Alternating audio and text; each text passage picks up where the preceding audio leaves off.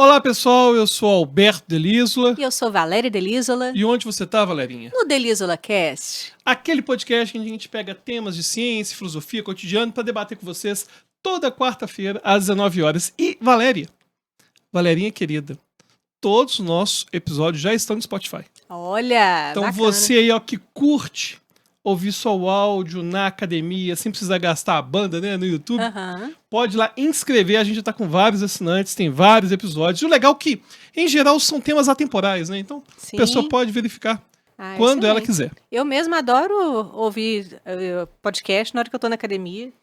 E também ouvir músicas aleatórias. O Albertinho fica rindo de mim que a minha playlist não é essas playlists de... Não é só isso. Não é só isso. Atenção. Antes de começar o episódio, fazer o... Valerinha, ela coloca, por exemplo, Fagner. Beleza, eu gosto de malhar ouvindo Fagner. Só que o problema não é o Fagner, o problema é que vem na sequência. Aí tem Fagner, aí depois tem uma música internacional que não tem nada a ver. Spice Girls. Depois vai conectar... Paulo Ricardo. É uma loucura. Eu não consigo entender. E sabia que minha mãe faz isso também, né? Não, eu e a sua mãe, a gente tem um gosto musical idêntico. E as variações, enfim. Uma vez sua mãe deixou no carro um CD, na época das coletâneas de CD, né? CD de coletânea, que ela fez uma playlist só dela, que era maravilhosa. Tinha, tipo, Rick Martin e logo em seguida Richard Clayderman, sabe? E depois Laura Pausini e Chico Buarque. Essas são as playlists da minha mãe. Bom, e antes de a gente falar do tema de hoje, que vai ser o sucesso, qual que é o segredo do sucesso, a gente tem que falar do nosso patrocinador, que tem muito sucesso. Mesmo, com certeza. O Philip Mead Hidromel, você aí que quer adquirir o seu hidromel, que é uma bebida maravilhosa, né, Albertinho? Exatamente. A gente, né, curte muito lá em casa. Aponte aí o QR Code para a tela. Aliás, aponte seu celular para o QR Code que está na tela. E pode comprar com desconto. Inclusive, tem gente que é amigo nosso que não compra o hidromel Philip Mead. O Pirula. O que ele faz? Ele agenda entrevista no Flow, agenda entrevista no Sacane, mas eu não sei se você vai participar dos podcasts para ganhar. Então vai ter que comprar, vai ter outro jeito não. E aqui tem um desconto, né, no nosso QR Code, 10% de desconto. Então aproveite porque é uma bebida maravilhosa. É isso aí. E aí, Valerinha, qual que é o tema de hoje? Bom, hoje nós vamos falar sobre o sucesso e falar sobre sucesso nesse mundo doido que a gente vive, né? Nessa era de incertezas, é algo bem desafiador. A gente está aqui não para trazer respostas para vocês, né? A gente fala isso desde o nosso primeiro episódio. A gente está aqui para trazer reflexões mesmo e colocar pulga atrás da orelha e fazer com que a gente reflita junto com vocês. E aí a gente pretende dialogar aqui sobre a noção de como o sucesso evoluiu ou regrediu, né? Vai saber. E como nós podemos reinterpretá-la nesse mundo que a gente está vivendo. E, bom, eu como professora que sou, gosto sempre de começar pelo conceito, né? E aí eu trouxe, olha aqui que retrô, um dicionário. Ó. Existe dicionário ainda nas escolas? escolas? Claro que existe. Nas escolas não sei, mas lá em casa existe. E aí eu trouxe o dicionário para ler para vocês o significado aqui no Aurélio, tá? Então, sucesso diz o seguinte: é acontecimento, ocorrência, resultado, conclusão, resultado feliz. E mais alguns outros conceitos aqui, mas esses eu achei muito engraçado, sabe? Porque, olha eu, né, criticando o Aurélio, mas esse conceito, ele traz pra gente uma ideia utilitarista de sucesso, né? Que não tá errada. Sim, a gente deve analisar com cautela. Mas, então veja bem, ele fala aqui de sucesso como resultado. E a ideia de sucesso como resultado é de uma conclusão de que algo pode sugerir que não é uma qualidade intrínseca, mas um estado que depende de um desfecho, né?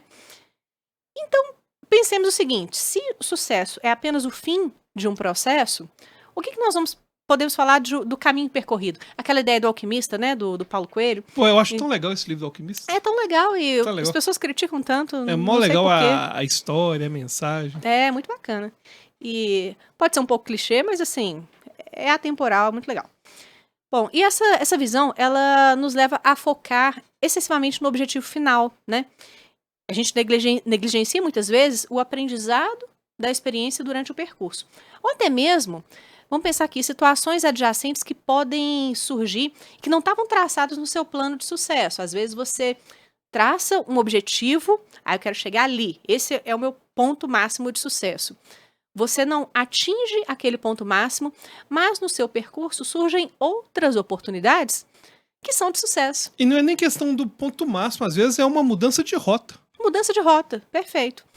E às vezes a mudança de rota é mais interessante do que essa rota inicialmente traçada. Sabe o que isso me lembra? Tinha uma propaganda muito boa da Pepsi, que os marqueteiros, né, perceberam que as pessoas, quando perguntiam uma Coca-Cola, o garçom perguntava, tem Pepsi, pode ser? E aí tinha assim, o pode ser, e usaram isso. Uhum. E aí começaram a fazer assim, pode ser. E começaram a falar assim, o pode ser bem melhor do que você imaginava. E é justamente essa ideia também do sucesso, né? Às vezes, não era nem o que estava querendo. Não era nem o que estava esperando. E o pode ser não prometeu nada, entregou tudo. Eu adoro essa expressão. Essa expressão é muito boa. É muito boa. E é interessante outra coisa sobre o Aurélio. Eu vou defender o Aurélio. Eu vou falar dos outros itens também, mas esse foi o que me chamou mais atenção. Porque na verdade, eu achei ele mais utilitarista, as palavras, elas são navalhas, não é isso que eu vou falar, não. Eu não vou falar isso, não. Eu vou falar outra coisa. Eu vou falar que as palavras refletem também o que o senso comum pensa. Sim. As palavras vão mostrar o que a sociedade capitalista... Né? Assim, é o que a sociedade capitalista vai ver, que sucesso é resultado, acabou. Não importa. Não importa. Eu lembro muito de um meme, que esses memes que tinham no Facebook, né? Que mostrava assim, fulano é um juiz de sucesso. Fulano ganha tanto por mês. Fulano, ele tem muito poder e tudo mais. Aí no final, mostra ele chorando, eu só queria ser um palhaço. Ô dó. E ele é de sucesso? É. Ele para a sociedade é sucesso, mas será que para ele é sucesso? Aí é aquela coisa, né? Se a sua perspectiva de sucesso depende da noção dos outros e não daquilo que você quer, né, para si mesmo, aí você tem que repensar o que é sucesso para você. Pois né? é. E, bom, o dicionário ele fala também de resultado feliz. Eu gostei dessa expressão. Apesar de que, né, ele associa, então, o sucesso à felicidade. Ou seja, a definição, ela conecta a um desfecho positivo e desejável. Portanto, o que ele fala lá no primeiro momento de como resultado, não é um simples resultado, tem que ser um resultado feliz, né? Aí sim, aí eu já acho que conecta mais com essa ideia de sucesso no sentido, vamos dizer, verdadeiro da palavra, né? Então, ninguém vai traçar um plano de sucesso cujo resultado não fosse feliz e satisfatório para si mesmo, né? Então, aliás, se você não assistiu o episódio sobre felicidade que nós gravamos aqui, assista, porque ficou muito legal. Ficou né? bem legal. Volte alguns episódios aí. E ele foge bem do senso comum, né? Da ideia de senso comum, sim. do dia a dia. Exatamente. Então, vai conectar muito bem com isso que a gente está falando aqui hoje. Então, às vezes, né, a gente fala lá no episódio a diferença entre felicidade e a alegria passageira. E aí você tem que pesar, quando você vai traçar esse seu objetivo, esse seu plano de sucesso, se você está se baseando, de fato, numa felicidade que vem de dentro, ou se é uma alegria passageira, né? Então, um resultado positivo, você tem que mirar num resultado feliz. Só que você tem que sempre lembrar também o seguinte, que esse resultado ele vai envolver sacrifícios. O seu percurso nem sempre vai ser feliz. Aliás, não vai ser, tá? Vai doer. Vão ter percalços aí. E você tem que estar preparado para isso, né? É aquela coisa de pagar o preço. E você acredita que a gente tem evidência da importância do esforço? Porque é muito comum, por exemplo, a gente pensar, né, no cristianismo, no sofrimento, na jornada e tudo mais, mas a gente tende a gostar mais de prazeres que são atingidos depois de muito esforço. Tem um tipo especial de jogos, e jogo aqui, a gente vai uma pessoa que é especialista. Não, o Albertinho, ele é o seguinte, é viciado em jogos. Uns RPG japoneses. Eu adoro RPG japonês, Nossa. tático. Eu falo com a Valerinha... Qual que é aquele que você ficou viciadaço, XCOM? Não, XCOM. É uma droga pesada aquilo, né? Cara, é que na verdade é o seguinte: quando o jogo é dificílimo e envolve estratégia, isso me cativa de um jeito, assim, absurdo. Absurdo. E aí tem alguns gêneros de jogos, tipo esses táticos que eu gosto, como XCOM, de estratégia. Tem um que eu não me conecto muito ainda, porque eu não sei jogar direito, chama Dark Souls. Tipo Souls. O que é isso? São jogos. É aquele daquele monstro lá que você estava jogando? Não. Esses Souls eu nunca jogo. Ah. Eu gosto de Mario. Não, Mario eu gosto também. E Donkey Kong. Mario eu gosto também. Mas o que acontece? O jogo Souls, eu joguei Sekiro, que é um tipo desse jogo de Souls. Joguei, passou 1 minuto e meio e morri. Esses são jogos dificílimos. Dificílimos. Aí eu desisti. Pô, não quero mais não. Pra depois, futuramente, eu vou jogar. Mas as pessoas são viciadas em jogos do tipo Souls. Por quê? É um jogo que envolve habilidade, que depois que você desenvolve aquela habilidade, você passa facilmente. E aí, as pessoas vão gostando cada vez mais. Por quê? O desafio está conectado totalmente com a recompensa de conseguir realizar depois. Então, não é simplesmente você conseguir um emprego porque alguém te indicou. Mas eu passei numa entrevista. Eu passei no vestibular. Ou seja, quando o prazer vem em decorrência de muito esforço, a gente tem uma tendência de valorizar cada vez mais. Isso serve até para animal. Você pega, por exemplo, bichinho. Você lembra quando a gente tinha os cachorrinhos lá em casa, a gente colocava os negocinhos, né, dentro dos brinquedos. E tinha uns brinquedinhos que guardava os... Era uma bolinha que era toda furada, tipo um disco voador. Aí você colocava os biscoitos lá dentro, fechava, aí o cachorro ficava tentando E aí o cachorro adora. Ele adora, gatinho adora.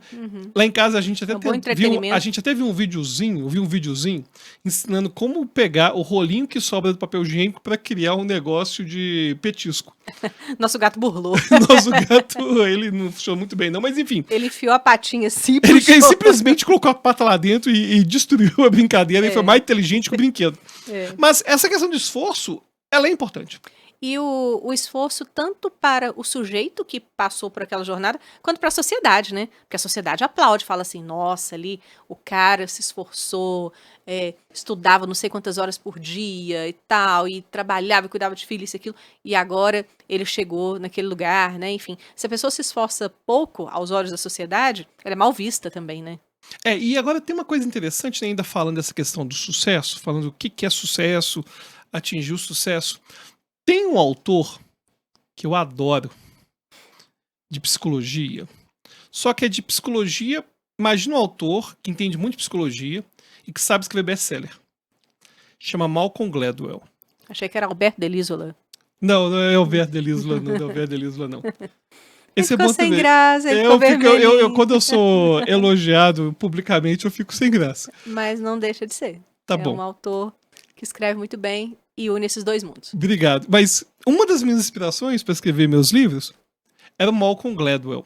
Tem um livro dele, que não é o que eu vou citar hoje, mas que eu quero mencionar só para quem gosta, é O Ponto da Virada, The Tipping Point. Esse livro é famoso. Esse livro é muito legal. Que fala como que tem certas situações na nossa vida que nos levam a mudar completamente a nossa vida. É bem legal. Só que tem outro livro que vai lembrar do Finch, do Thiago Finch, que chama Outlier. Inclusive ele chama Outlier, e na tradução colocaram fora de série, tracinho Outlier. Porque o Outlier não é exatamente o fora de série. É o cara que faz algo contra a maré. Fora da caixa, né? Fora da caixa. E aí ele começa a descrever alguns elementos por trás desses outliers. Por que a gente tem... Quais são esses elementos, né? E fala sobre QI, fala sobre comportamento, o que a genética fala sobre o sucesso. E agora, ele descreve o sucesso de uma forma extremamente utilitarista. É extremamente utilitarista. Agora, nesse utilitarismo, tem um negócio que ele adora, que eu vou até citar aqui, que é sobre o sucesso da China. Vamos lá. A China, você pode falar o que você quiser da China. Pode comentar que lá é uma ditadura. Pode comentar, inclusive, se você quiser organizar um curso de hipnose na China, muita gente não sabe disso. Se a turma tiver mais de 15 ou 20 alunos, tem que ter o fiscal do governo na sala. Você não pode simplesmente montar o curso, não. A gente estava organizando um evento da China e a gente achou que as questões burocráticas envolvendo o governo chinês Eram questões que iam ser muito desafiadoras naquele momento. Mas, pode falar o que você quiser da China. Mas nenhuma nação tirou tanta gente da miséria em tão pouco tempo. Gente, se você pensa na China, nos anos 40, 50, o Brasil estava 1000 vezes na frente. 1000 vezes na frente. 1000 vezes na frente. Gente, China era aquele pessoal andando de bicicleta. Não existe mais isso, não. No modo bem arcaico, né? Era muito arcaico, muito arcaico. E quer queira, quer não. Existem alguns elementos aí que fizeram até mesmo esse socialismo estranho da China, que é um socialismo de mercado, que é a grande diferença, né, daquilo que tinha na União Soviética para a China, que para o socialismo existir mesmo, para depois virar comunismo, você tem que ter uma visão global disso. Por isso que a União Soviética tinha uma política expansionista. Queria expandir, expandir, expandir. A China não, a China pensou assim, olha, vamos ter questões que vão ser do socialismo, tem questões que vão ser de mercado, e vamos botar um negócio para acontecer. E aí, por que a China deu certo, e tá dando certo, e vai ser a maior nação aí de todos os tempos? Aí? Tem alguns elementos culturais que nem tem a ver com o socialismo. O pessoal adora falar de socialismo, né? Enfim, mas tem alguns elementos culturais muito poderosos. E um deles, o Malcolm Gladwell relaciona com o arroz. Eu quero ler um pouquinho o que ele escreve sobre o arroz. O arroz, essa técnica de fazer arroz que tem na China, que difundiu... De produzir o arroz. De produzir o arroz, de plantar, que foi até... acabou se espalhando na Ásia. Ela começou na China e até hoje ela é muito forte. E o Malcolm Gladwell comenta que fazer arroz, plantar, colher, é difícil. Não é igual o trigo, que você pode deixar o negócio meio que solto. Ele escreve assim, que a plantação de arroz, que são construídos em terraços irrigados com diques e canais, e o solo precisa ser argiloso e coberto com lama nivelada fertilizada com compostos orgânicos. E os camponeses escolhem cuidadosamente entre centenas de variedades de arroz, ajustando para reduzir risco. E a plantação na China sempre foi feita por famílias inteiras e demandava o transplante das mudas, a remoção manual de erva daninha, controle rigoroso de água, porque o arroz precisa de muita água, mas não pode ser água demais. E a colheita era feita rapidamente para aproveitar a estação. E o arroz era a base da alimentação e da economia local na China. E era sempre colocado, servido nas refeições. O cereal era símbolo da riqueza e da sobrevivência. Arroz é vida. E o que ele percebe interessante aqui, a disciplina em torno do arroz da China, os chineses têm para tudo. Eu lembro, quando eu disputei campeonato de memória em 2007, a China estava iniciando nos treinamentos de memória. Iniciando. O Tony Buzan, na época, me disse, em breve, eles vão ser os melhores nisso. Porque a disciplina que eles têm não é só para arroz, não. É para tudo. Se você falar, olha, você vai ter que trabalhar 10 horas, vai ter que trabalhar 15 horas, você vai ter que trabalhar 27 horas um dia. Cara, para esse pessoal, eles têm uma obstinação, uma dedicação. Inclusive, é um dos motivos pelos quais, até hoje na China, a gente não tem mais, né? Diminuiu bastante, ainda tem, mas não é igual antigamente, aqueles trabalhos escravos que a gente tinha na China. Melhorou muito. Você pega o índice de desenvolvimento humano da China, só elevou. E até hoje, lá eles pagam muito bem por... É muito valorizado a quantidade de hora que você trabalha. Eles não têm essa preocupação que a gente tem aqui, ou ao menos deveria ter, né, em relação à condição de trabalho, mas o contexto social da China é muito responsável pelo sucesso que ela tem hoje. Ou seja, o chinês, ele se dedica muito, para qualquer coisa. O oriental, em especial. Em especial. O japonês também. Eles têm uma disciplina que aqui a gente não tem. Para tudo, É para arte marcial. Você pega, por exemplo, práticas orientais como Tai Chi Chuan. O Tai Chi Chuan exige uma meticulosidade de movimento que tem que ter muita paciência. Não é tão simples. Então, existe para o sucesso, se a gente pensa nas perspectivas utilitaristas do Gladwell, uma questão cultural aí. São pessoas que estão acostumadas a ter uma disciplina. A ter disciplina. Total. Agora, ele comenta... Não, pode falar, eu quero saber exatamente o que você está pensando agora. Não, eu me lembrei aqui, que você está falando dos orientais de uma forma geral, é que semana retrasada, nós estávamos em Buenos Aires, né? Vou contar essa história aqui. Aí, fomos no tango, né? Numa aula de tango, e eu e o Bertinho, a gente dança bonitinho, A gente dança. né? Eu não vou falar que a gente é dançarino, não, mas a gente dança bem acima da média. A gente dança bonitinho. Aí, fomos numa aula de tango, que eu descobri que lá em Buenos Aires tem vários bailinhos todos os dias. E, engraçado, terceira vez que eu vou lá e agora que eu descobri que tem esse tanto de bailinho. E tem os bailes, mas antes tem sempre uma aula, né?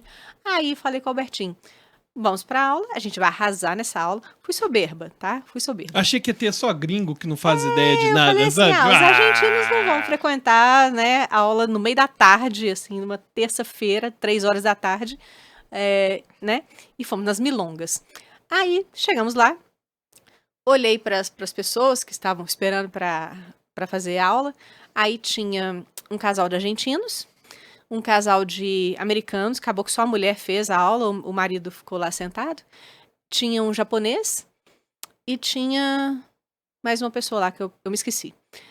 Eu sei que o melhor aluno da sala era o japonês. Gente, vamos lá. E eu vou ser bem sincero. É muito improvável, né? Eu tive muito preconceito aqui, que eu falei, pô... Eu olhei e falei, japonês dançando tango? Uhum. Não vai ter como assim. A americana, eu já olhei com preconceito. Falei, americano dançando, pô. Quem dança é coisa de latino. Se fosse espanhol, uma espanhola, uma argentina, pô, a gente... Pois é, a Argentina, o casal de argentinos, eu já fiquei assim, falei, esses aí vão arrasar, eles vão ser os melhores da turma, com certeza. Nem foi, o melhor aluno da sala foi o japonês. O japonês arrasou, né? O japonês tinha, uns 60 anos, mais ou menos. E eu sei que nós não fizemos feio, nós fizemos bonitinho, a professora até elogiou a gente e tal. Mas quem de fato brilhou na aula foi o japonês. E logo em seguida da aula, houve o bailinho, né? E aí todo mundo dançando muito bem, enfim, foi muito legal aquele dia, né? E o japonês tirou todas as mulheres pra dançar e dançou, fez aquele show no salão. Eu cheguei a achar que ele morava em Buenos Aires. Pois é, justamente, no final do bailinho, eu falei, não tem jeito, eu vou ter que conversar com ele. Fui até ele, né? E quis saber. Falei, poxa, me apresentei e tal, e a gente começou a conversar. E falei, você mora aqui em Buenos Aires? Porque você dança muito bem, né? Aí ele, não, eu moro em Tóquio. Eu vim aqui a passeio. Eu tô há 1 ano fazendo aula e me programei para essas férias. Para este momento. Eu falei, caramba, ele levou muito a sério o hobby dele, porque ele tava dançando muito bem, assim. Parecia uma pessoa que tinha muitos anos de dança, né? De aulas de dança, enfim. Não é igual a gente faz a aula, né? Sempre, né, regularmente, tudo, mas não com essa obstinação do tipo, vou marcar uma viagem agora pra data tal e vou lá e vou arrasar e não sei o quê. E ele, tadinho, ele muito tímido, né? Super tímido. Quando nós elogiamos, ele baixou a cabeça, ele falou assim, não, imagina, eu não danço tão bem assim, não. A gente, poxa, você dança muito bem, cara, que é isso? E aí ele fez toda essa programação, de ficar lá 2 semanas, e ele disse, nessas 2 semanas, eu já tenho programação de bailinho todos os dias. Porque eu vim aqui para isso. E aí ele ficou se preparando e eu fiquei pensando na disciplina dele, né? Em fazer isso. E para tudo, né? Os orientais têm essa coisa do... Até o hobby é uma coisa que eles levam muito a sério. Leva tudo muito a sério. A gente até comentou já em alguns episódios que a gente deveria ter a liberdade de não ser tão bom em tudo.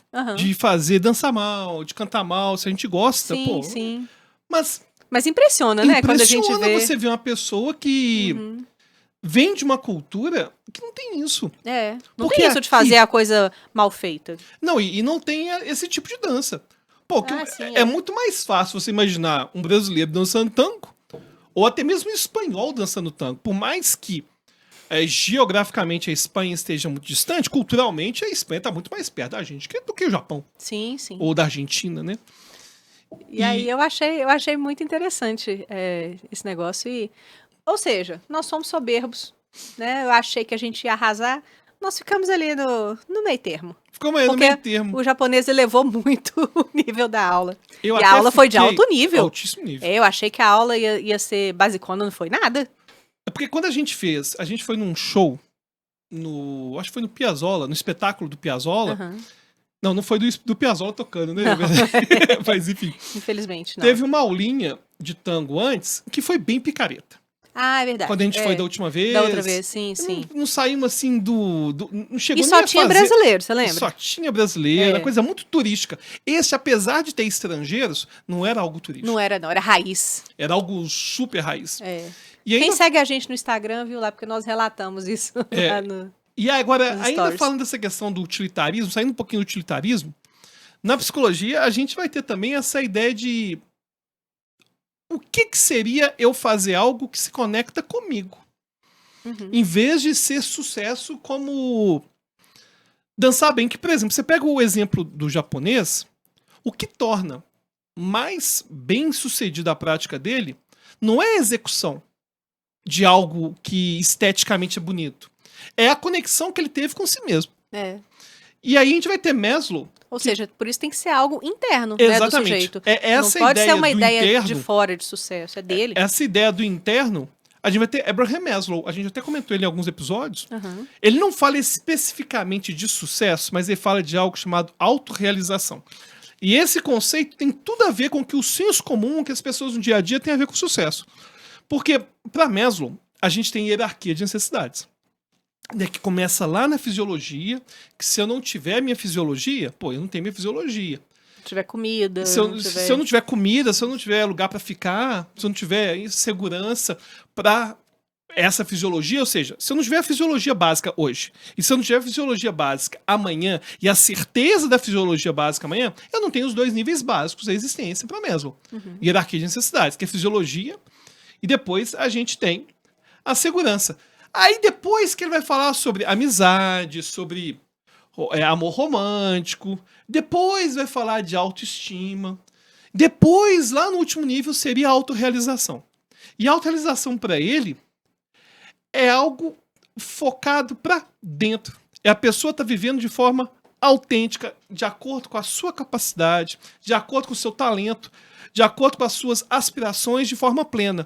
E eu quero citar o Maslow, não só pelo conceito de autorrealização, mas que, em geral, muitas pessoas vão ver o sucesso baseado na segurança. Ou seja, aí eu tenho dinheiro. Ganhou dinheiro, passou num concurso. Se esse concurso não tem nada a ver com ele, não tá nem aí.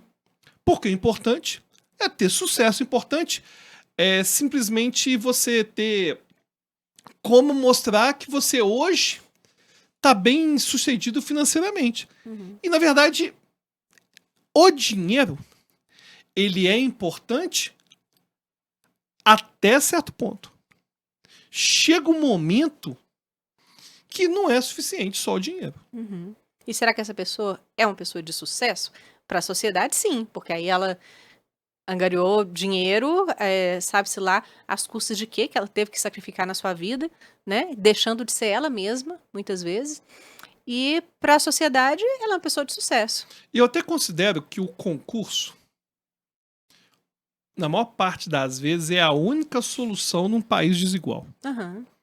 Você vê a história do Matheus, o brabo dos concursos, Matheus Andrade, que ele mudou a vida dele e de toda uma geração que vai vir, da filha dele e tudo mais, toda uma geração alterada porque ele passou no concurso.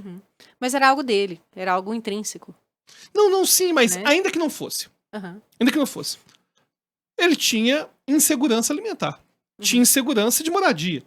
Ou seja, nem que seja pro cara sair da fragilidade fisiológica, o concurso ajuda. Sim. Só que o concurso não vai definir o próximo passo se você não estiver conectado com aquilo. Tinha até uma frase do William Douglas, o guru dos concursos, que é nosso amigo, que comenta, que eu gosto bastante, que ele fala: muitas vezes o concurso não é o seu sonho, mas vai ser o que vai te dar base e tranquilidade para você realizar seu sonho. Te possibilita algo. Pode possibilitar algo. Agora, muitas vezes a pessoa vai ficar presa a esse cargo depois que já alcançou a segurança sem ter conexão nenhuma. Detestando aquilo. É aquela pessoa que não gosta de banco, não gosta de trabalho metódico, tá passando um concurso pro banco. Ou a pessoa que odeia alguma coisa que envolve contato com outras pessoas e tá num concurso um cargo que vai envolver liderança, por exemplo. É verdade. Bom, a gente pode também pensar no prisma do sucesso como uma ocorrência ou acontecimento, que é um dos pontos aqui que o dicionário traz, né? Essa coisa dessa virada de chave, desse acontecimento, algo que surge ali. E esse ponto do dicionário eu já gosto, porque o sucesso ele não precisa ser necessariamente planejado ou intencional. Pode surgir um evento inesperado que vai ser marcado por momentos de algo que deu certo, aconteceu de uma forma significativa e que tem a ver com a aleatoriedade da vida, né? E eu acho isso muito surpreendente, isso é uma coisa que sempre me traz muitas reflexões, né? Essa coisa de será que foi destino, será que foi o acaso? Então, o sucesso nesse sentido, ele nem sempre é controlável, né? Bom, aí assim, uma simples decisão de ir em um determinado evento, que você às vezes não queria ir, pode significar o quê? Que um encontro com alguém que pode mudar sua vida e pode tornar sua vida um sucesso. Pode acontecer, né? Aí algumas pessoas chamam de destino, outros chamam de acaso. E eu acho que dá pra fazer um episódio inteiro sobre isso, né? O que você acha? Bom, né? Eu, com certeza, inclusive, a gente se encontrou pela aleatoriedade.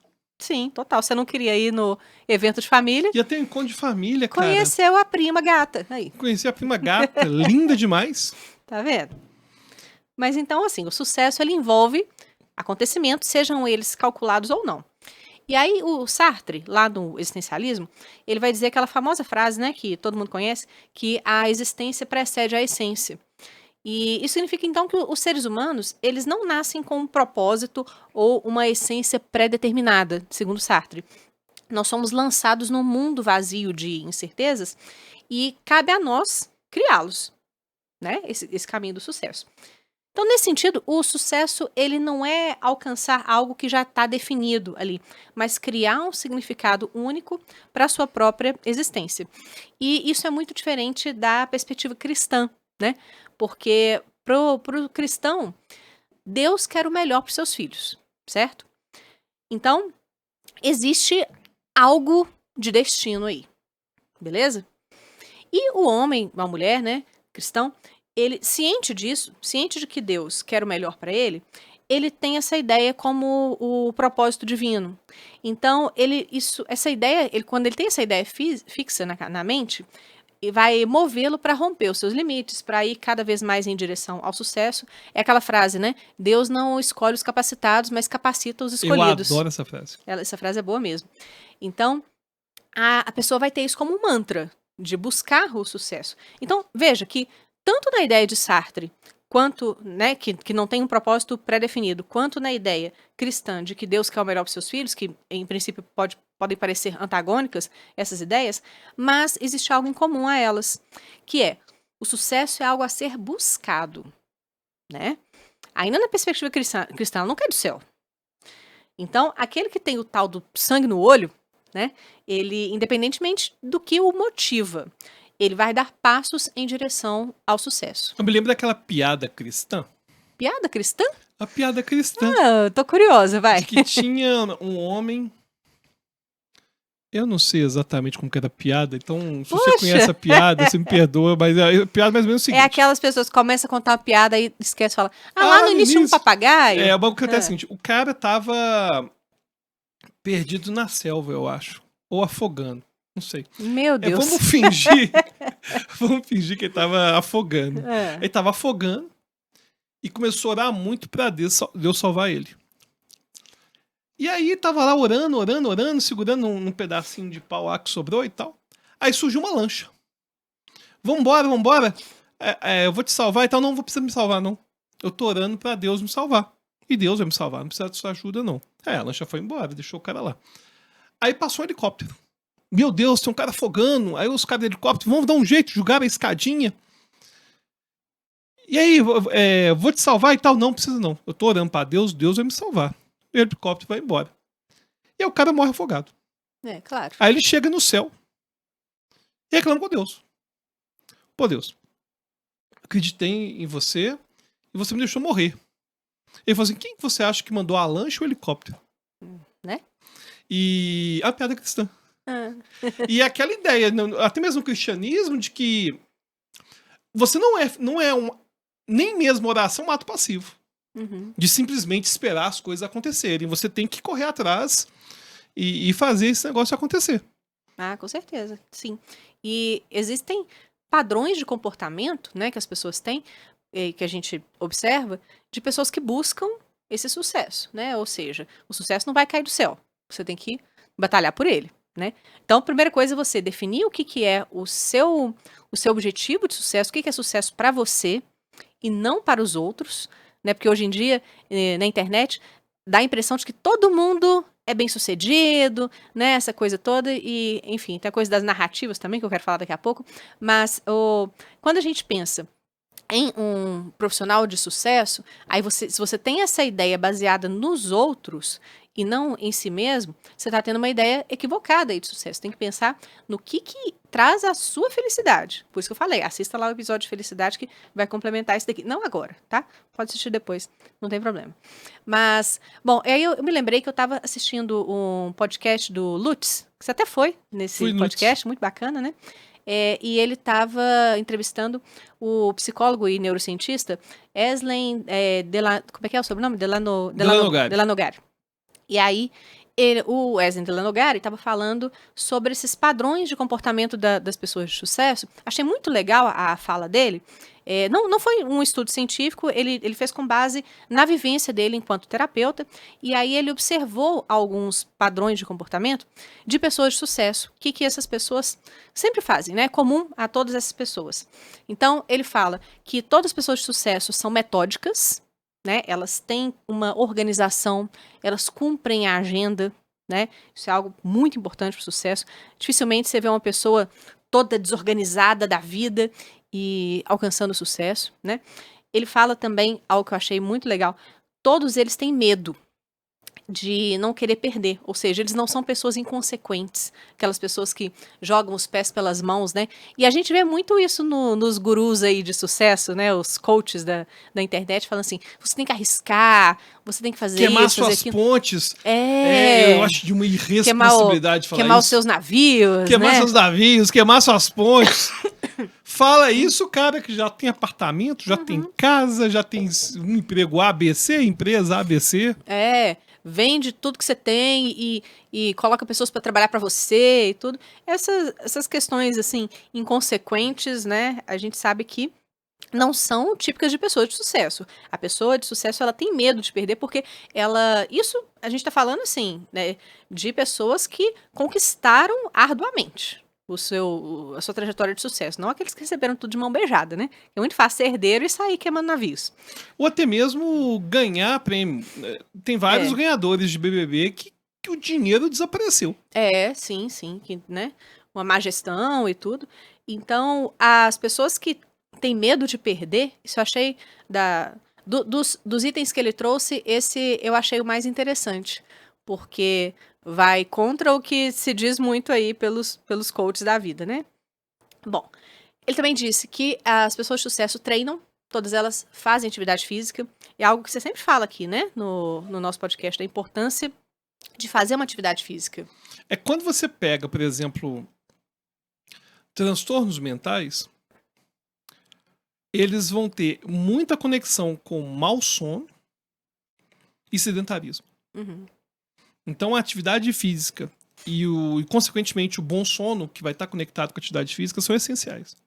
E o bom sono não é aquela coisa que os coaches falam, durma o mínimo possível, acorde às 5 da manhã, toma um banho imerso numa banheira com gelo, não sei o que, não, nada disso, né? Até tem gente, até tem uns coaches que vão falar da importância do sono, de acordar às 5 da manhã e dormir às 8 da noite, às 9 da noite. Tem uns assim que pensam... Tem uns que falam que tem que dormir o mínimo possível. Já vi até o Elon Musk falando que dormia... Trabalho enquanto eles dormem. O Elon Musk chegou a falar que dormia 2 horas por noite, dormia na fábrica, não sei o quê. Aí o cara que tá lá se fudendo na fábrica vai copiar o Elon Musk e tentar fazer igual, coitado.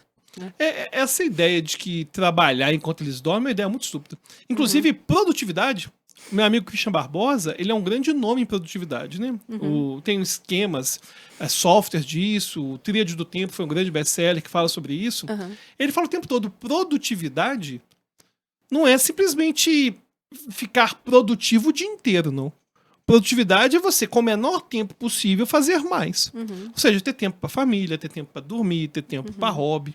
Mas aí, voltando à questão da atividade física, você sempre fala, né, do quão importante é a pessoa fazer uma atividade física, e não precisa ser assim para ter o corpo perfeito, nem nada disso, não. É para ela ter disposição de fazer as coisas, né? Inclusive, porque a gente tem um problema com o envelhecimento que tem uma perda gradual de massa magra. Se a gente, de certa forma, a partir dos 30 anos, 40, 50 e assim por diante, não fizer atividade física, a nossa massa magra naturalmente vai dar espaço para gordura e a gente vai ficar cada vez mais fraco. E tem também a questão da cognição, né? Claro, inclusive, eu falar de cognição, a gente tem muito mais evidência de que para a doença degenerativa, o esporte, a atividade física, é superior a exercício cognitivo. Exercício cognitivo pode dar uma melhora assim, mas não se compara com o exercício de atividade física. Ou seja, as demências, né, que surgem ao longo da idade, enfim. E sobre o sono, apesar de a gente não precisar exagerar, de ter que dormir o mínimo possível e tudo, é importante acordar cedo, né? Cedo no sentido de... No início do dia, despertar do dia. Dificilmente você vê uma pessoa bem-sucedida que acorda meio-dia, né? Que dorme o dia inteiro. Inclusive, tem gente que... Isso tem uma cronobiologia. Tem gente que é mais matutino, gente que é mais vespertino. Isso existe. Mas quando a gente... Ou seja, gente que naturalmente acorda mais tarde e gente naturalmente acorda mais cedo. Só que quando a gente está falando disso, a gente está falando de acordar mais cedo, ser 5 da manhã, 5 e meia da manhã, e acordar mais tarde é 7 e meia da manhã. Acordar mais tarde é estourando 8 da manhã. Não existe biologicamente um ser humano que foi programado para acordar 11 da manhã, meio-dia, isso não existe. Aí tem uma galera que fala, não, mas eu sou notívago, eu troco o dia pela noite, Inclusive, e aí trabalha a madrugada inteira e depois dorme o dia inteiro e fica uma coisa muito contraproducente, né? É porque o organismo ele fica muito desregulado, porque a gente vai ter picos de cortisol ao longo do dia para a gente poder despertar. E se a gente não respeita essa cronobiologia, a gente vai ter problema. Então a gente vai ficar o tempo todo cansado. Inclusive, você já deve ter percebido que quando a gente, no domingo, por algum motivo, por ter saído à noite, a gente acorda às 10 da manhã, a gente acorda exausto. E o domingo não rende. E o domingo não rende, porque a gente tá cansado. E ele não rende, não é simplesmente uma questão de tempo, de quantidade de horas. Não, ele não rende porque a gente não tem energia para fazer ele render. É verdade. E aí ele fala sobre essas coisas, fala também que pessoas de sucesso continuam estudando sempre e tudo. É bem legal lá esse episódio do Lutz. Mas, então a gente observa, sim, esses padrões de comportamento. Mas, bom, você quer falar alguma coisa sobre isso? Eu quero ouvir sua voz. Bom, eu queria falar também sobre as tais das narrativas que as pessoas criam para o sucesso, para formar uma persona na internet, né, que a gente vê muito, de histórias de sucesso, em que elas criam uma narrativa que a gente sabe muito bem que não são reais, né? Quando a gente conhece a pessoa, a gente olha e fala, não foi bem assim, né, que aconteceu. Mas a gente vê isso muito por aí. Pode falar. Eu lembro como que eu criei nesse nicho da hipnose aqui no Brasil. Porque não tinha nada disso, eu comecei a gravar vídeos, os vídeos ganharam popularidade. Quando você chegou, tudo isso aqui era mato. Cheguei a tudo mato, não tinha. Hoje o Brasil, a gente tem muito mais conteúdo de hipnose em português que em inglês. E se você pensa nisso na internet, é absurdo, porque a quantidade de gente que fala português na internet é muito menos que inglês. Sim. E o motivo foi porque eu comecei a pegar aquilo que eu aprendi nos livros, comecei a gravar vídeo, enfim, comecei a ensinar a hipnose, popularizar. E aí, naturalmente, um monte de alunos, e até mesmo quem não era aluno aprendendo hipnose, começou a ganhar destaque. E é curioso que história de várias pessoas que eu sei exatamente como que caiu na hipnose, como começou a dar aula, inventam umas as narrativas histórias mais loucas, mais absurdas. E muita gente que você ajudou. Vou citar nomes? Não posso. De jeito nenhum. Infelizmente. Você não permite? De jeito nenhum. De jeito nenhum. Bom, pessoas até que você ajudou, que deu quantas e quantas bolsas em cursos e tal. E depois inventaram histórias de sucesso, assim, totalmente irreais, né? Não, gente que fala assim, o Alberto é horrível, detesto o Alberto. E quem colocava os caras nos cursos internacionais era eu. Quem divulgava era eu. O Eric, da Sociedade Brasileira de Hipnose, o que teve... Achei que você ia citar ele, o Eric, que eu falei que ia citar nomes. Não, o Eric é nosso amigo. Pode citar. O Eric é nosso amigo. O Eric divulgou e promoveu várias pessoas, professores, no campo da hipnose, e foi quem arriscava com o dinheiro, fazia tudo, e muitos deles, não são todos, mas muitos deles, ignoram o finge que isso não aconteceu. Não, eu sempre tive o sucesso, eu mentalizei, eu consegui, e não é tão simples assim. Não é. Aí entra uma questão que eu vejo de ingratidão, de caráter também, né, de uma série de coisas. Eu me lembrei aqui de uma entrevista do Belchior, em que ele conta, né, da trajetória dele. É lindo, né? Eu sou muito fã de Belchior, gente. Belchior, assim, nossa, mora no meu coração. E ele falando que ele devia o sucesso dele ao fato dele ter conhecido pessoas que o ajudaram, né, que o colocaram lá. Ele fala que quando ele veio do Nordeste para São Paulo, ele passou muita dificuldade e ele não tinha muitas vezes dinheiro para condução, nem dinheiro para comer e tudo. Só que ele era muito bem relacionado. Ele conhecia quem? Vinícius de Moraes, Toquinho, né? E aí... Muito bem relacionado, né? Quem que conhece? Imagina, né? Essa galera. E aí o Vinícius um dia fala pra ele, olha, eu vou te levar numa gravação da Elis.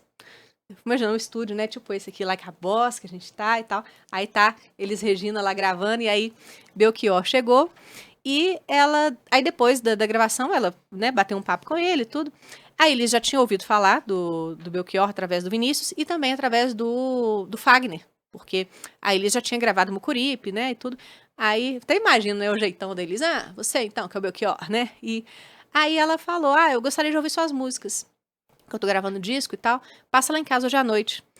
Aí ele conta, né, todo tímido, que ele falou, poxa, eu não tenho nem dinheiro de condução, não tenho violão, não tenho nada. Eu tô aqui depenado aqui em São Paulo. Aí ela, vou mandar um carro te buscar. Tranquilo. Aí ele chega lá na casa de Elis Regina. Imagina, o cara que naquele dia não tinha nem dinheiro para condução, um evento inesperado, né? E alguém que o deu a mão, o colocou lá, o apresentou para Elis Regina. Aí ele foi para casa dela, mostrou algumas músicas e ela já de cara amou, como Nossos Pais e Velha Roupa Colorida. Ele mostrou os melhorzinhos também, né? Escolheu bem, né? Escolheu bem, já chegou assim, mostrando, olha aqui. Então... Ele fala disso na entrevista com muita gratidão e tudo, que o sucesso dele não foi... E olha que estamos falando de Belchior, né? Não estamos nem falando dessa galerinha aí que se acha né, o centro do universo, não.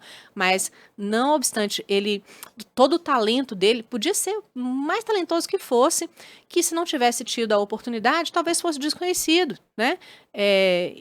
O que seria uma grande pena. Você pega os Beatles, na verdade, Beatles. Se não fosse o empresário que era muito bom, o Brian Epstein, não tinha rolado. Não tinha rolado. Não existe esse negócio do sucesso acontecer de forma independente. Vai ter muito acaso, vai ter muitas pessoas que vão ser importantes na jornada, e vai ter oportunidade. Agora, é claro que tem a preparação também. Por exemplo, se as músicas do Belchior fossem ruins... Ela não ia nem olhar. Não, talvez ouvisse, mas não gostei. Não vou gravar. Claro. Então, a oportunidade... A pessoa tem que estar preparada para o momento da oportunidade. Se ela almeja o sucesso, né? Tem até uma frase... Tem um ditado popular. Tem, eu me esqueci. Sorte é quando a preparação... Quem encontra o sucesso... Não. Sorte é quando a preparação encontra a oportunidade. Boa. E que é justamente isso. É justamente isso. E, então, o talento de Belchior encontrou com Elis Regina ali e tudo aconteceu, né? E, enfim, ele se tornou o Belchior. Mas, então, me incomoda muito essas narrativas que as pessoas criam de que ela foi lá e conquistou tudo sozinha e tudo, não sei o quê. Há alguns casos, sim, né? Mas o que a gente vê na internet como um todo são essas narrativas falsas de que aquela pessoa nunca precisou de ninguém, que ela cavucou tudo sozinha, né? E enfim. Bom, eu sei que a gente já está chegando ao final do nosso episódio, mas eu queria antes fazer uma distinçãozinha entre fama e sucesso também, que é algo que as pessoas confundem muito, né? Também. A fama, ela tem a ver com essa reconhecibilidade pública de alguém, né? Então, uma pessoa famosa, ela é amplamente conhecida por muitas pessoas, enfim, seja por ações, conquistas, polêmicas, né, circunstâncias fortuitas. A fama, ela vai ser externa, né? Ela é dependente do reconhecimento dos outros e da visibilidade pública. Então, a pessoa pode ficar famosa por causa de um meme, né? Isso é muito efêmero, às vezes. E já o sucesso, ele envolve a realização dos objetivos e das metas pessoais. Então, o que a gente está falando aqui de sucesso não necessariamente tem a ver com a fama. E hoje, muitas vezes, isso acontece de forma invertida, né? A pessoa quer a fama primeiro para depois atingir o sucesso. Não, e o pior que hoje existe um negócio que eu acho bizarro, que é a pessoa famosa por ser famosa. É uma coisa muito doida. Uhum. É a pessoa... Eu lembro que tiveram alguns BBBs que foram no BBB recente aí. Esse BBB eu nem acompanhei. Eu acho que teve pouco barraco. Eu gosto quando tem barraco. Qual foi o último? Quem foram os... Foi o do Davi, que o Davi ganhou. Ah, o Davi, sim. Davi. Uhum. Meio chatão também o Davi. É. Enfim, eu achei... Não, mas teve momentos bons. Eu acompanhei. Tem. A Vanessa Camargo, eu achei que ela ia fazer barracos, não fez tanto barraco. Uai, que isso? Ela foi expulsa? Como não fez barraco? Que você tava achando... uai. É que você tava com a ideia de Carol Conká e Juliette, aquilo foi barraco. Não, mas é aquilo que eu queria. Que eu queria. Eu achei que faltou um pouco. Entendi. Mas teve gente que tava naquele BBB, depois saiu reclamando que tava decepcionado, que não tava fechando o publi, não tava... Gente, peraí. Uhum. Você é conhecido porque é Juliette. Juliette ou o Gil do Vigor. São pessoas talentosas, Sim. muito talentosas, que tiveram a oportunidade. É. A própria aquela loura lá, famosa também. Qual loura? Que virou atriz? YouTube? Não, dos antigos. Ah, Grazi Massafera. Grazi Massafera. É bonita, talentosa, pô. Aí teve a oportunidade, aconteceu. Sim, sim. Mas achar que apenas a fama pela exposição é suficiente tá de brincadeira, né? Pois é. Agora, isso também, né, a gente percebe que o mundo caminha muito para isso, infelizmente, de valorizar primeiro a fama e depois o sucesso, né? A gente vê até no mercado editorial, por exemplo, muitas editoras preferem publicar os youtubers, né, que estão aí na mídia, que tem muitos seguidores e tal, porque vão vender. Mas assim, isso faz parte do mercado, eu nem critico isso não, porque a editora tem que vender também. Mas o mundo acaba tendo esse caminho inverso, forçando as pessoas a deixar aparecer primeiro para depois eu ter sucesso. Você vê aí muitos advogados recém-formados fazendo Instagram com dancinha, com não sei o que e tudo mais. Eu acho que existe mais. Eu acho esquisito. Mas assim, eu também não julgo, porque o mundo tá muito esquisito. Odeio o jogo, não odeio o jogador. Exatamente. O importante é a gente ter em mente essa diferença entre fama e sucesso e a pessoa ter consciência disso, sabe? Isso é o mais importante. Eu não julgo ela querer trilhar um caminho na fama, primeiro porque muitas vezes o mundo exige isso, mas ela não se perder nesse meio do caminho. Agora, tem outra coisa também que eu acho importante a gente falar o seguinte. Eu reconheço que o mundo é injusto, eu reconheço que não tem chance pra todo mundo, eu reconheço que tem gente que tem a vida mais fácil que outras. Sou a favor de várias ações afirmativas do governo, mas tem um negócio. Na sua vida, a única pessoa 100% preocupada com você é você. Uhum. A única pessoa que realmente está preocupada, mesmo considerando todas essas variáveis, é você que vai fazer a diferença. É você que vai ter que acordar e trilhar o seu sucesso. E se preparar para surgir a oportunidade. Exatamente. Então, ficam essas reflexões. Terminou num clima bom, tava ficando num clima meio bad, né? Não sei se terminou num clima bom. Clima bad? Em que momento? A questão aí que você tá falando das pessoas querem mais fama, tá. Que é triste, eu achei meio bad. Mas terminou... Eu tava falando, você tava com a cara meio tristonha mesmo. Eu achei meio tristonho, eu acho tão triste isso. É triste. É triste isso. Porque eu achava que o futuro ia ser mais legal, sabe? Quando eu assistia Jetsons. Quando eu via De Volta ao Futuro, ia ter skates voadores e máquinas do tempo. E hoje não, você tem que ser famoso no TikTok pra poder ter sucesso. Eu lembro a primeira vez que eu conectei a internet foi no final de 95. Eu fiquei encantado. Falei, meu Deus, isso vai revolucionar pra sempre. Revolucionou. Mas trouxe um monte de coisa doideira aí. Aí trouxe aquelas dancinhas assim, tá de brincadeira, viu? Bom, e você? O que é sucesso pra você? Sugestões para próximos episódios, pode deixar no comentário. É isso aí. E comentem no nosso Instagram, comentem aqui. Assine o Spotify, colocamos tudo lá. Assine o Spotify pra você poder ver os episódios toda semana. Isso aí. Então, valeu, pessoal. Até a próxima, pessoal. E até a próxima. Tchau.